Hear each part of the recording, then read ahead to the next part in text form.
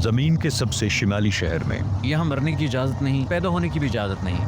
Arctic में। तसव्वुर करें, हर कोई जो यहाँ रहता है वो यहाँ पैदा नहीं हुआ था। नॉर्वे का ये जजीरा है जिस पर मरना या पैदा होना हराम है।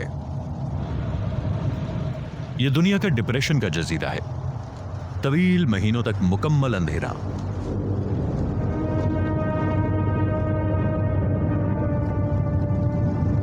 ये कुतबी रीछों की सरजमीन है जिसके दौरान सूरज कभी नहीं चमकता, और इसमें तबाही के दिन की तिजोरी है। अगर जंग अजीम हो जाए और दुनिया का खात्मा हो जाए, आपको यहाँ दुनिया के तमाम पौधों के बीज मिलेंगे, यहाँ तक के शिमाली कोरिया के भी। ऐ मेरे खुदाया, हम कहाँ हैं?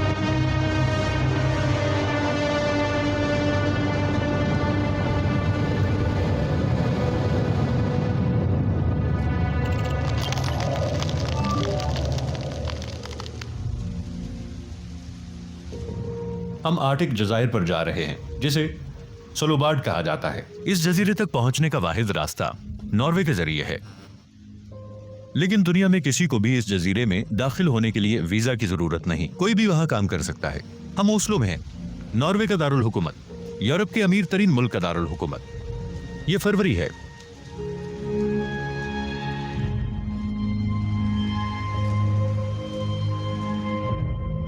इस मुल्क की फीकस आमदनी दुनिया में तीसरे नंबर पर है और इसके म्यार का पैमाना दुनिया में सबसे ऊपर है। इसकी सबसे अहम सनत है यकीनन तेल और गैस। रूस के बाद यूरोप में कुदरती गैस के सबसे बड़े जखायर।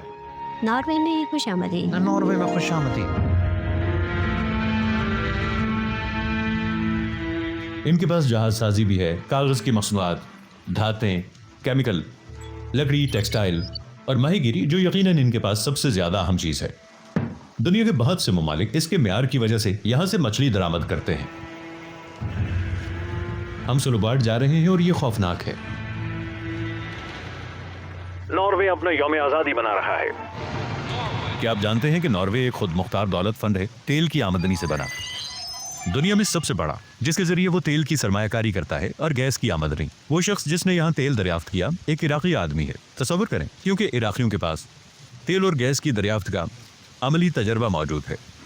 वो शख्स जिसने यहाँ तेल दरियाफ्त किया एक हकीकी लेजेंड है। नॉर्वे के लोग अब भी इसके शुक्रगुजार हैं जिसने यहाँ तेल दरियाफ्त किया। जैसा कि आप देख सकते हैं, ये आज मेरा कमरा है।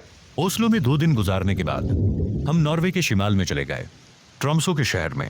इसे शिमाल का पेरिस भी कहा जाता है। ये नॉर्वे का सबसे खूबसूरत शहर है। इसे शिमाल का पेरिस कहा जाता है। ठीक है, हम ट्रम्सो में पहुंच गए हैं, शिमाली नॉर्वे का सबसे दूर उफ्तादा शहर। ओस्लो से ट्रम्सो और फिर सोलोबार्ड तक। अब हम खुद को तैयार कर रहे हैं अंधेरे के लिए और उस जजीरे के लिए जो यूरोप से बाहर वाक़ है। आपको खुशामदीद दोस्तों। ट्रम्सो में शाम के 4 बजे हैं। मैं ट्रम्सो के लिए अपनी मोहब्बत का ऐलान करना चाहता हूँ।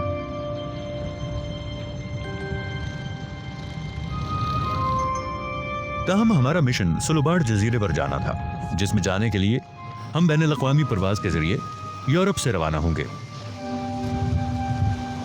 शिमाली नॉर्वे आओ। चलो सोलोबार्ड के लिए चलें।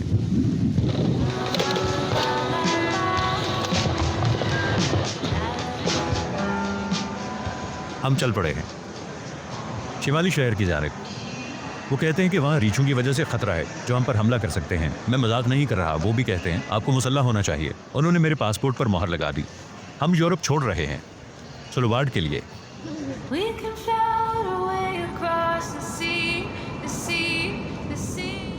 ओ मेरे खुदाया, ये हैरत अंगेज है। अबनाए, पहाड़ और झीलें, ये मुल्क हैरत अंगेज है।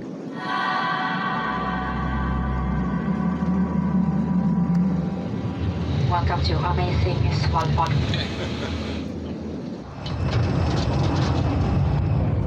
हम कहाँ हैं? तूफान, दूर आर्कटिक में।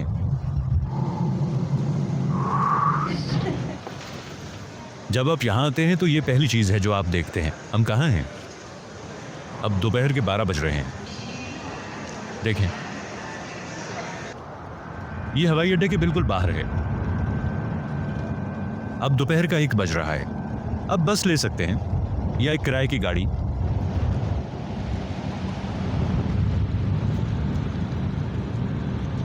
ये जजीरानुमा नॉर्वे के किसी भी सूबे के ज़ेरे इंतज़ाम नहीं है, लेकिन ये एक आज़ाद खिता है। नॉर्वे की हुकूमत की तरफ से मुकर्रर किए गए एक गवर्नर के ज़ेरे इंतज़ाम। हेलो, ये होटल है। आप अपना सामान अपने सामान वाले कमरे में छोड़ सकते हैं, जूतों के कमरे के बिल्कुल पास।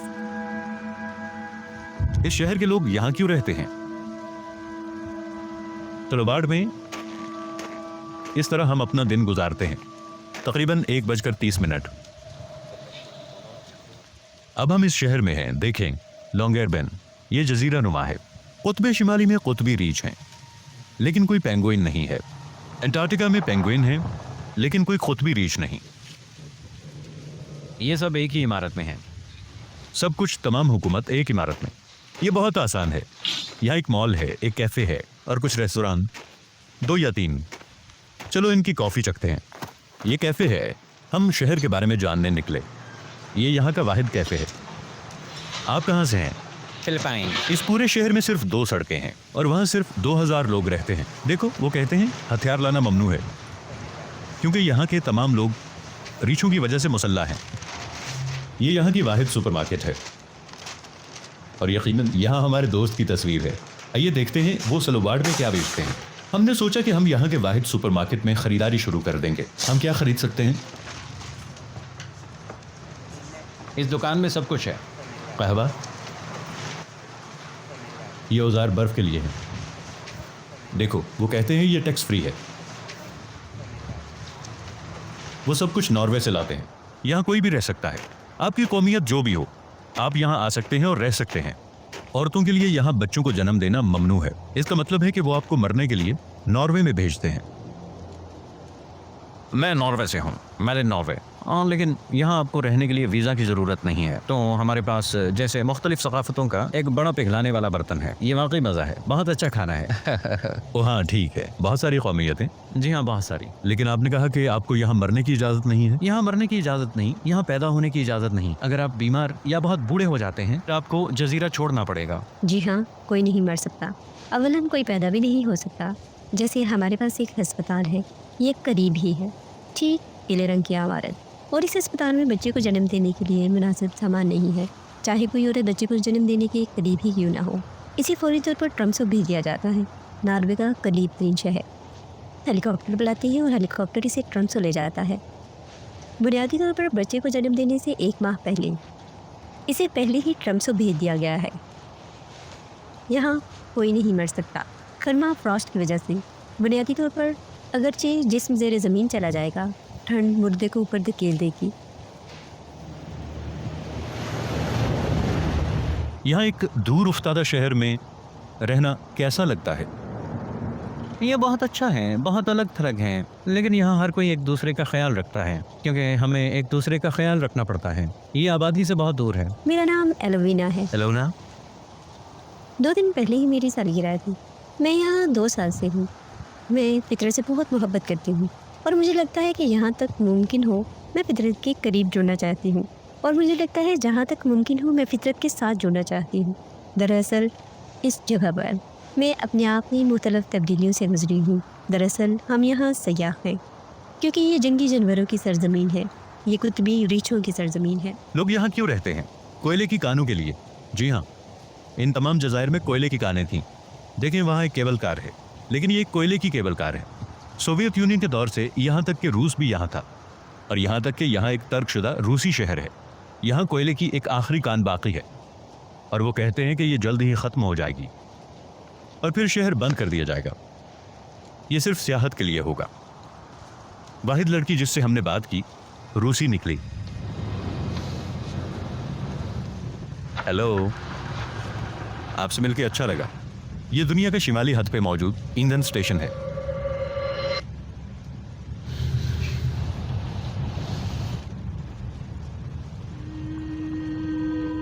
दूसरे दिन हम इस तिजोरी में गए जिसे डूम्सडे वॉलेट कहा जाता है। ये यहाँ सलूबाड में पोशीदा बीज की तिजोरी है, जिसमें दुनिया के तमाम किस्म के बीज मौजूद हैं तिजोरी के अंदर। यहाँ तक कि शिमाली कोरिया ने भी यहाँ बीज डाले। दुनिया के तमाम ममालिक से अगर पूरी दुनिया खत्म हो जाए तो वो इसे खोलकर बीज निकाल लेंगे। जब बीज बाकी तमाम ममालिक में खत्म हो जाते हैं, ये सब एक ज़ेरे ज़मीन गार में, जहां तिजोरी के अंदर दर्जा हरारत 0 से 18 दर्जे नीचे है। ये एक बैंक है दुनिया के दूर दराज हिस्से में, एक महफूज बीज बैंक। उनका कहना है कि 2015 में उन्होंने तिजोरी खोली थी और शाम से लाए गए जखीराशुदा बीजों को बाहर निकाला। जब हलब के बीज बैंक पे तोड़ फोड़ की गई, 2017 में उन्होंने ये बीज लबनान और मराकश में लगाए और बकिया जखीरा कर लिया ताकि वो हमेशा के लिए नापैद ना हो जाएं। जब हलब के बीज बैंक में बीज ज़ाय हो गए तो इस सिस्टम ने बीजों को महफूज रखा।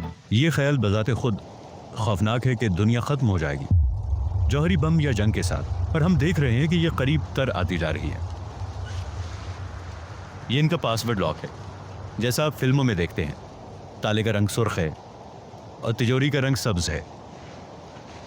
पूरी चीज खौफनाक है।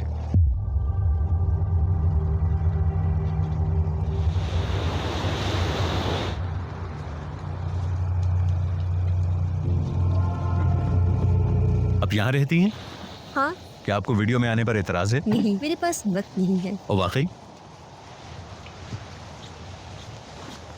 भाई क्या आप यहाँ रहते हैं? जी मैं यहाँ रहता हूँ। क्या आपको वीडियो में आने पर एतराज है? नहीं मेरे पास वक्त नहीं है, माजरत। वक्त नहीं? वक्त नहीं, माजरत।